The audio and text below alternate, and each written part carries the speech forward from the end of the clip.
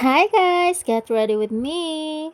So this is the date of our Barangay Disaster Risk Reduction and Management Formulation Workshop.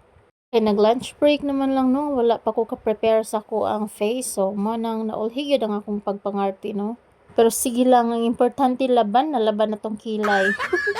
Medyo stress jud akong naon guys no, maabot ko sa kanang venue sa mong seminaran kay sus. Perting layo asa kong biyahe guys. Villaba to Bilwang Isabel Leyte and back and forth kay mag-ulian jud kay di jud madaog dili mo uli no kay naman tay responsibilidad. I guess nag-aging na jud ta ani kay daghan na gyud ta kaayo responsibilidad sa tong kinabuhi no. Inana na gyud na basta nanatay edad.